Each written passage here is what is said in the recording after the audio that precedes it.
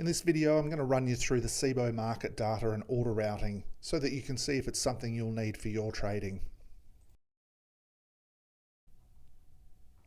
So the stock market in Australia used to be pretty simple. You had buyers, you had sellers, and you had the ASX. Now, of course, the ASX is listed on the ASX, so it has shareholders, and they sell access to live market data. So whenever you look at live pricing or the depth, it increases the cost of the underlying product.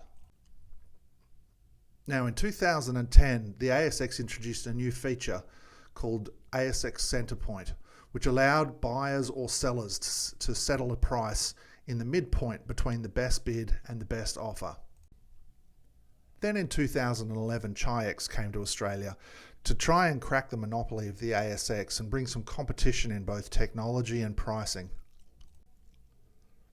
The Chi-X market is cheaper to trade through, but it adds an additional cost for retail investors as they too charge for market data. Recently, Chi-X changed their name to Cboe because they're not from China, they're actually from Chicago.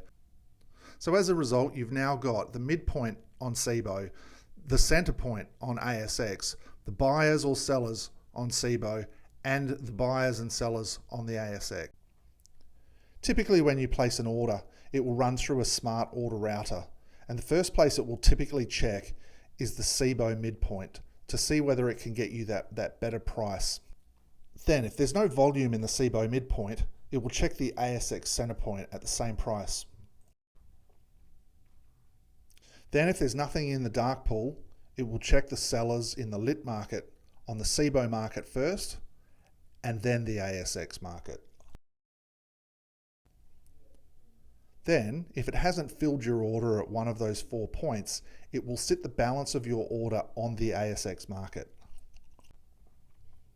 And from that point, any subsequent orders that come on at that price point will sit behind you on the ASX. That is, of course, unless someone chooses to route their order to the Cboe exchange. And this is where it can get a little bit confusing.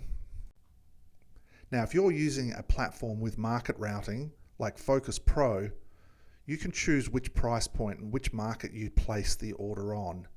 If you just have the ASX package, you can choose the ASX center point or the ASX market. But if you've elected the Cboe market data package, you can now choose to route to both the Cboe midpoint, the ASX center point, the Cboe market, or the ASX market. And by routing to that point, if your order is not filled at that point, it will remain at that point instead of just sitting on the ASX as with the normal smart routing. And of course, it's not just for market orders. You can use it for limit orders as well.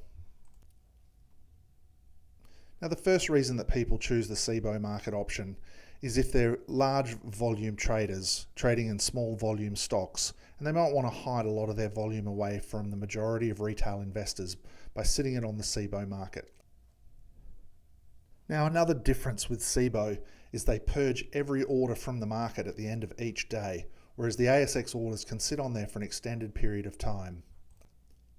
Now, Cboe also don't have an auction or match-up at the beginning of the day or at the end of the day. They all open at the same time and close at the same time. Which means that sometimes there are buyers or sellers on the Cboe market before the stock has opened on the ASX. So if you're being nimble and wanted to jump the queue, you can sometimes get that trade in before the ASX is even opened. But there's another benefit to the Cboe market that a lot of people don't understand, and that's that by purging the market each night, it refreshes the queue. And as I explained earlier, the majority of retail volume will go through some sort of smart routing system, which would typically check the Cboe market first. So if you're getting to the front of the queue quicker, there's a greater likelihood that your order will transact before the ASX. So the big question now is Cboe worth $20 to you? If you're not a volume trader and you're not that fussed about sitting in the queue, if you're not looking to work large orders in small cap stocks that don't have a lot of volume, then probably not. But if you do like to trade small cap stocks with a reasonable volume and you're looking to get some sort of price improvement, it can be quite important. Now, typically it will of course check that midpoint or the center point for you to get you the best price.